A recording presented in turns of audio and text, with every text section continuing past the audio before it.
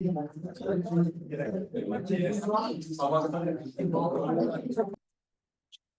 भैया, classification of magnetic material कर रहे थे, फोन रखते भाई वरना रैप्टे मारूंगा आगे पीछे वही हो गया। ठीक है, classification of magnetic material.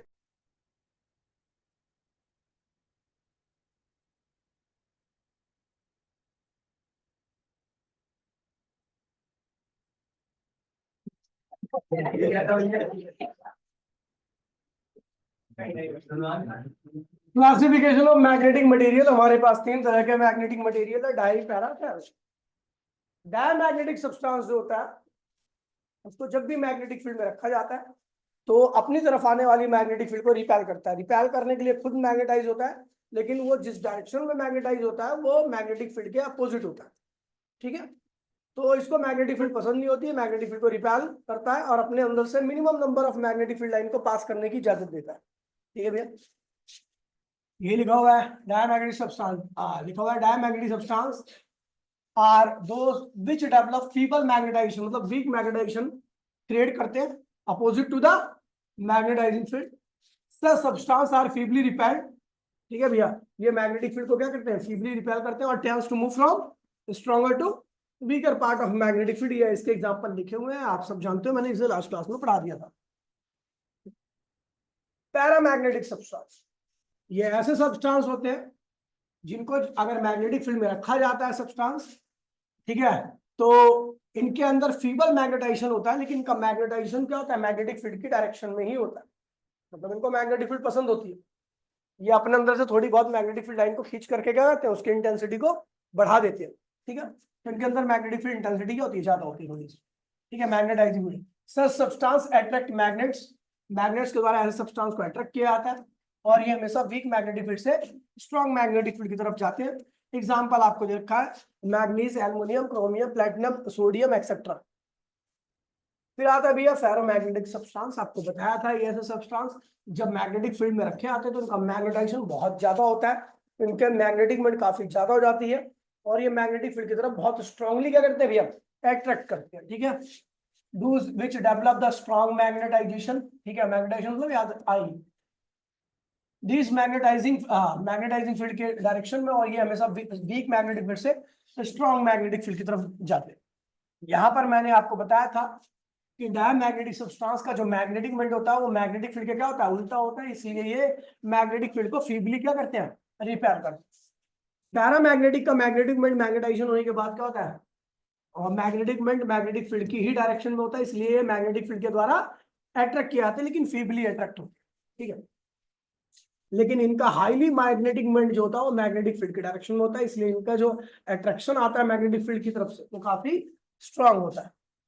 Origin of paramagnetism, origin of paramagnetism की बात करूं तो भैया हर सब्सटेंस किससे मिलकर बना होता है, एटम से मिलकर बना होता है, और हर सब्सटेंस पैरामैग्नेटिक सब्सटेंस नहीं होता है। वही सब्सटेंस पैरामैग्नेटिक सब्सटेंस होते हैं जिसके एटम्स में क्या होता है, लोन पेयर होता है, मतलब उसका एक इलेक्ट्रॉन जो होता है वो पेयर्ड नहीं होता। अनपेयर्ड इलेक्ट्रॉन क्या करता है, इलेक्ट्रिसिटी जनरेट करता है, उसकी वजह से क्या होता है, वो खुद कैसा बिहेव करता है, एक मैग्नेट की तरह। जब ऐसे सब्सटेंस को हम मैग्नेटिक फील्ड में रखते हैं तो जो मैग्नेट्स, छोटे छोटे एटम जो है वो मैग्नेट्स की तरह बिहेव करते हैं, तो मैग्नेट्स की मैग्नेटिक मोमेंट क्या होती है, मैग्नेटाइजिंग फील्ड की डायरेक्शन में आती है। जैसी मैग्नेटाइजिंग फील्ड की डायरेक्शन में उनकी मैग्नेटिक मोमेंट आती है, जो एटमिक मैग्नेट्स है उनकी मैग्नेटिक मोमेंट और मैग्नेटिक फील्ड की डायरेक्शन में आती है, तो उनका क्या होता है, मैग्नेटाइजेशन होता है। क्योंकि यहाँ पर जो मैग्नेट्स है वो काफी छोटा है, इसलिए जो मैग्नेटाइजेशन होता है काफी वीक होता है। ठीक है, पढ़ के बताया था इसे मैं, सर पे हाथ रख के क्यों बैठा हुआ है, कुछ चला गया क्या तेरा, लूट गया क्या, बर्बाद हो गया क्या तू, तो फिर सर पे क्यों हाथ रखा तूने, पसीना क्यों आ रहा है तेरे।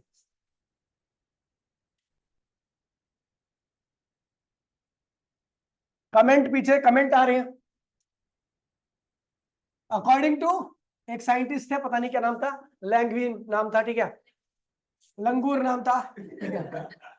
द एटम्स एंड देखिए देखिए, द एटम्स और molecules of paramagnetic possess a permanent magnetic movement. देखिए भैया, परमानेंट मैग्नेटिक मूवमेंट उसी के पास होती है जो खुद एक मैग्नेट होता है। यानी पैरामैग्नेटिक सब्सटेंस का जो एटम होता है वो क्या होता है, ऑलरेडी एक क्या होता है, मैग्नेट होता है, और जो मैग्नेट होगा उसके पास क्या होगी, परमानेंट मैग्नेटिक मूवमेंट होगी। ठीक है, यहां से ले लिया था। कुछ खिला पिला दियो भाई, प्रोटेक्शन की उसके।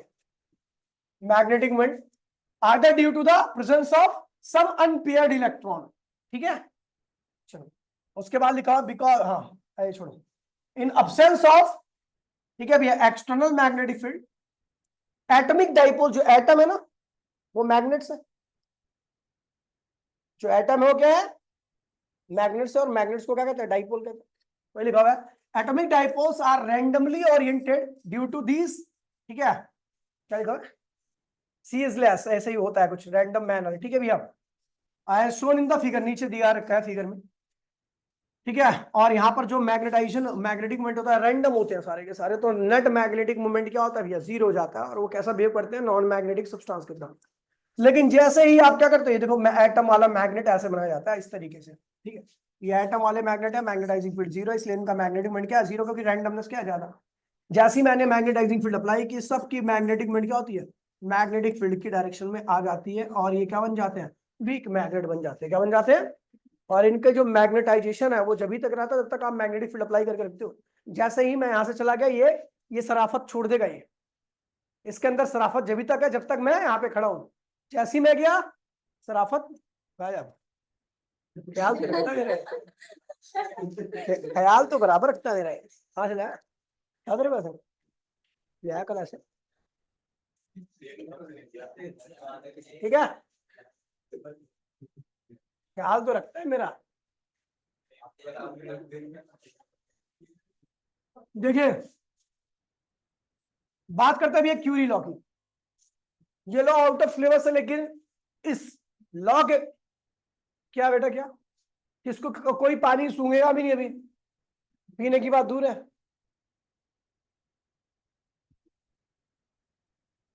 उसको प्यास लगी है।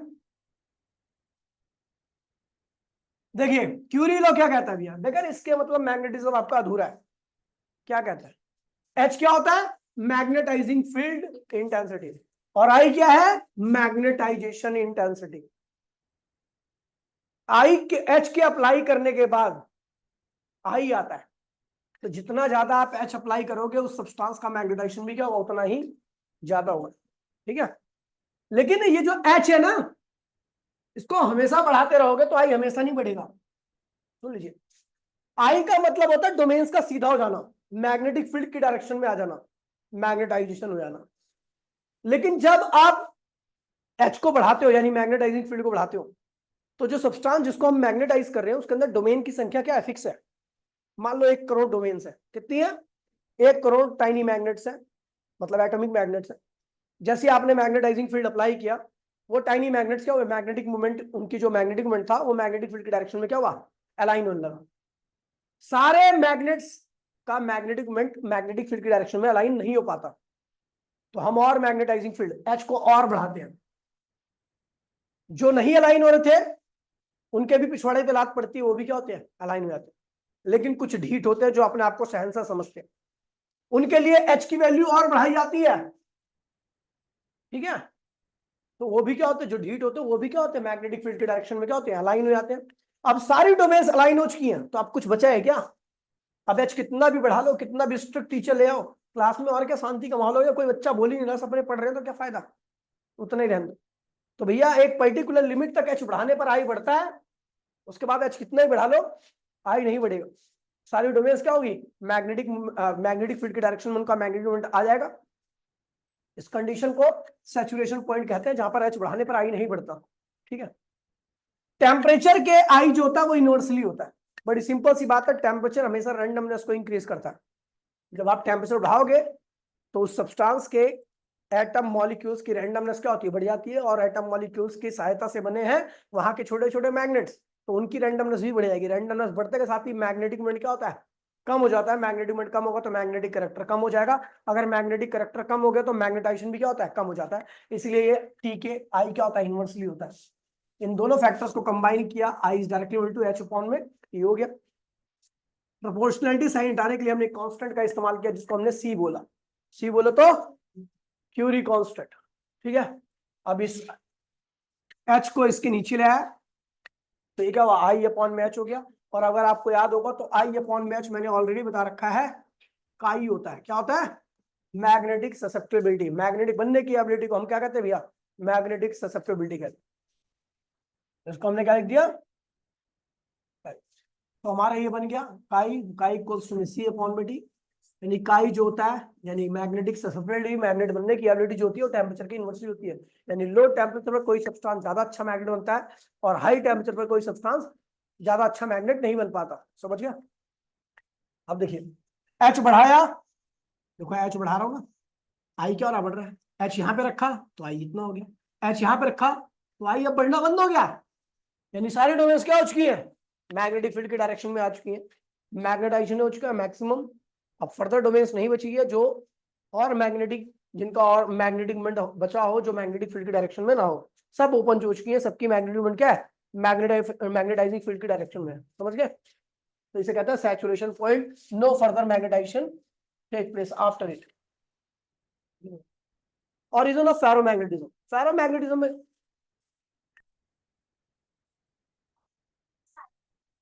हाँ हाँ क्या किसका, हाँ हाँ,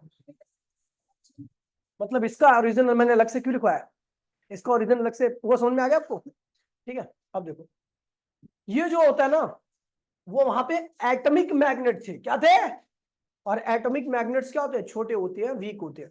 फेरोमैग्नेटिज्म पैरामैग्नेटिज्म इसलिए वीक होता है, बताया ना आपको।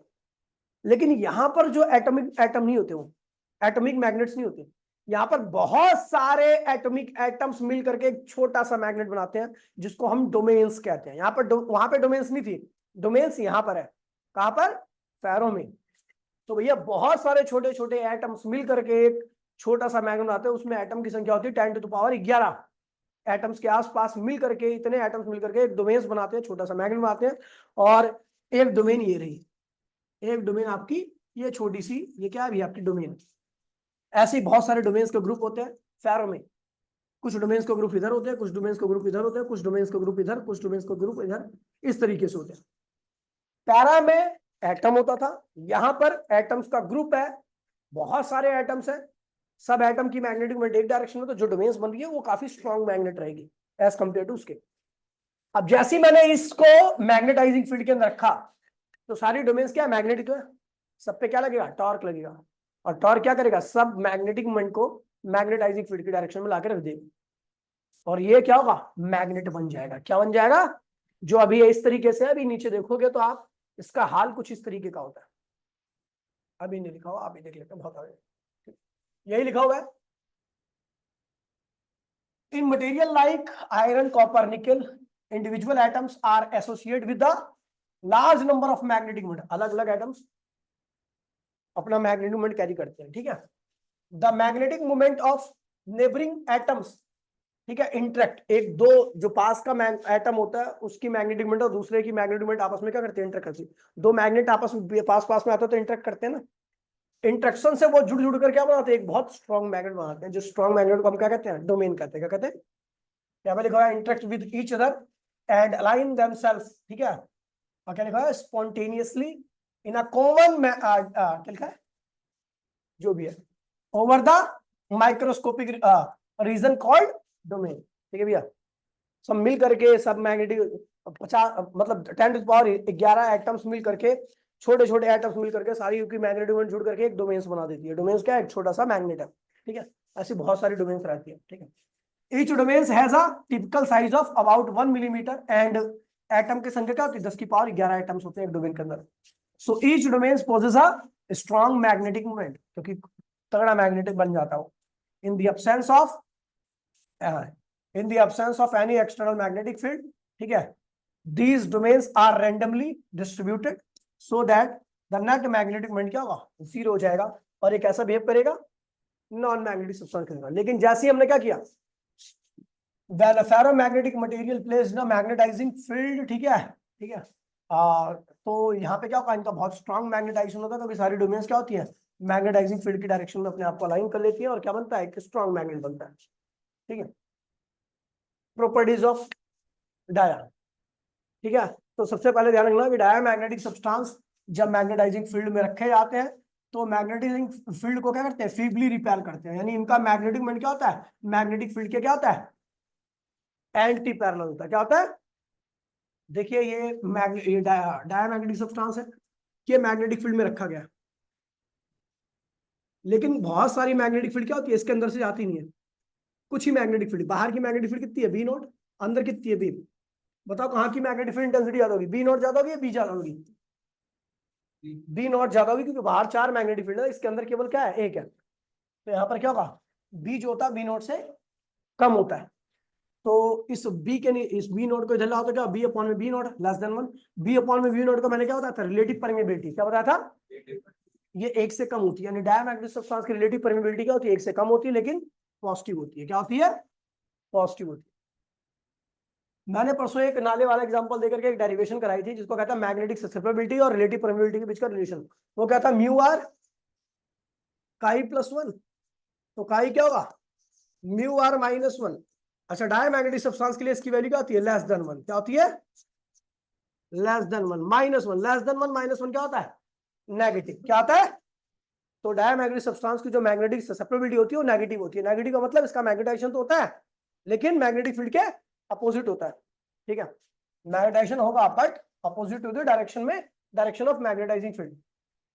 ठीक है, इनकी जो मैग्नेटिक ससेप्टिबिलिटी होती है हाई, वो टेम्परेचर पे डिपेंड नहीं करती। वो टेम्परेचर पे डिपेंड, कितना भी टेम्परेचर बढ़ा लो, इनकी ससेप्टिबिलिटी क्या होती है, हमेशा एक जैसी रहती है। और क्या रहती है, नेगेटिव। क्या रहती है, तो किसी भी टेम्परेचर पर ससेप्टिबिलिटी क्या होती है, इनकी नेगेटिव होती है। क्या होती है, ठीक है,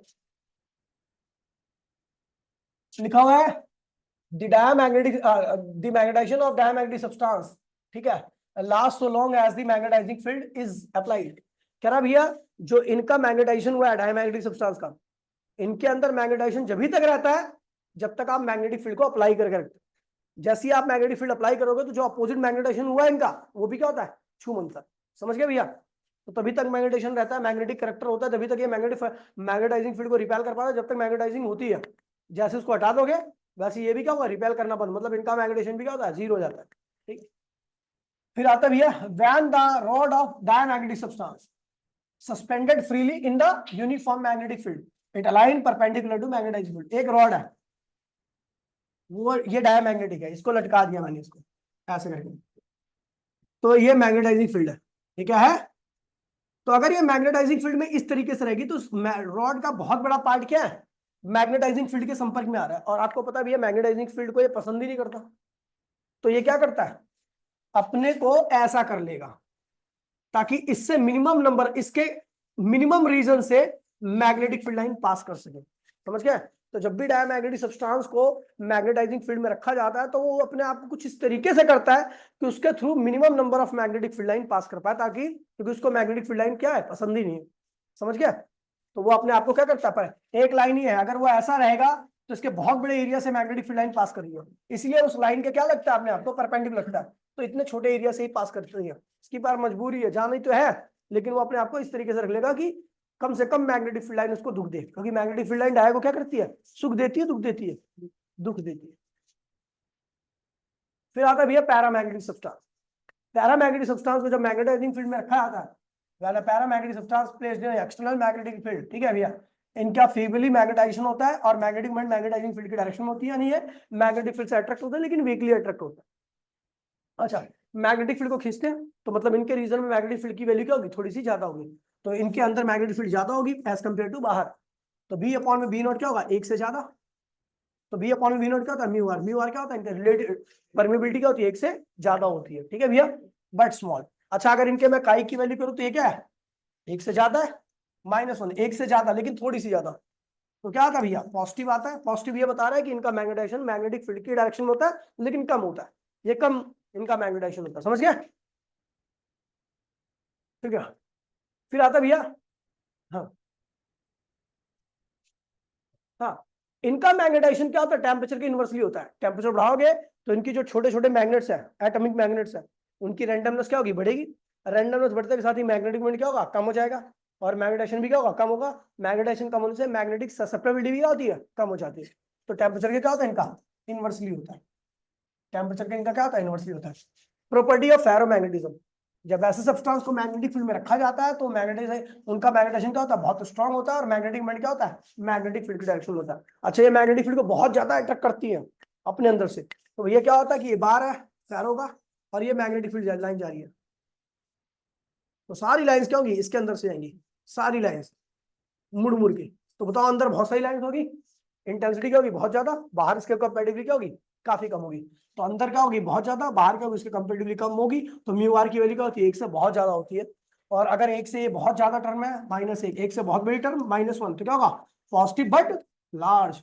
यानी पॉजिटिव का मतलब इनका मैग्नेटाइजेशन मैग्नेटिक फील्ड की डायरेक्शन में होता है, और लार्ज काई का मतलब हो गया कि इनका मैग्नेटाइजेशन बहुत स्ट्रांग होता है। क्या होता है, ठीक है, आगे लिखा हुआ है, ठीक है।